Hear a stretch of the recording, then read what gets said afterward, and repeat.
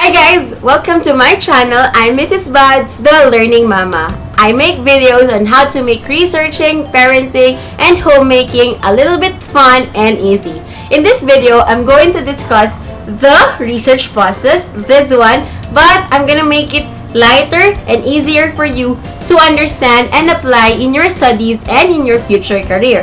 But before that, if you're new here and if you haven't subscribed, click on the subscribe button and click on the notification bell for you to be notified every time I upload another video. And please do follow me on Instagram at @the_learning_mama for more of my life learnings and random musings. So yeah, let's start this video.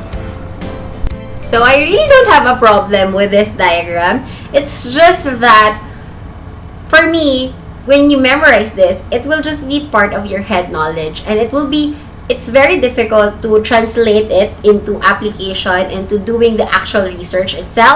So to make the research process easier for you to understand, I came up with 3 phases. Phase 1 is the preliminaries. Okay, this includes knowing your study fully well. I already made a video lesson on this, on how to start your research process. It's this one. I'm gonna link it down in the description box below.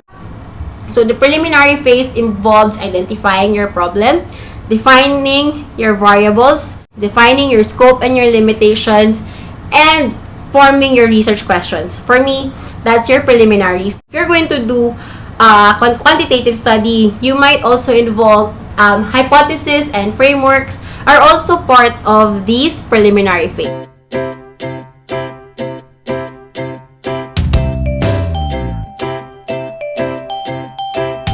Now, another phase is the execution phase.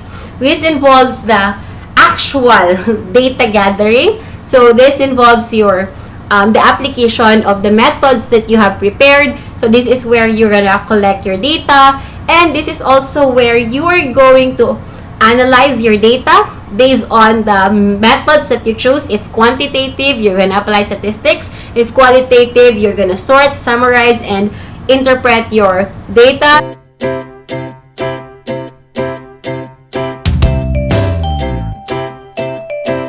For the last phase, the publication, this involves writing down the right conclusion, doing the abstract, also determining what format will you be using, by chapters or by IRADs or journal type, and sending it to publishers for your research to be published, to be funded. And once it is published, other people can read it, and they may also use your paper again.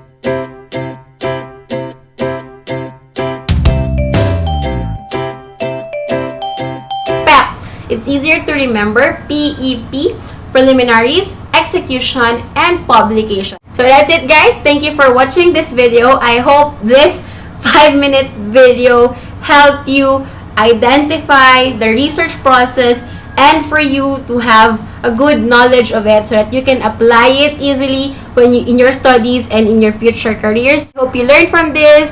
I hope you like this video, and if you do, please give me a thumbs up. And by the way, if you have topics that you want me to discuss in terms of research, you can write it down in the comment section down below if you want more clarifications. I've been receiving a lot of PMs asking me to do conceptual framework.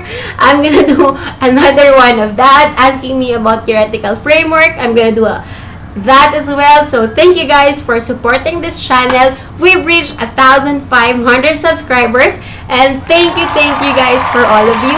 Keep the views coming, keep the likes coming, keep on commenting, keep on sharing. It really validates my my purpose of doing this vlog. So thank you guys for watching, and please don't forget to subscribe and follow me on Instagram. See you on the next video. Bye!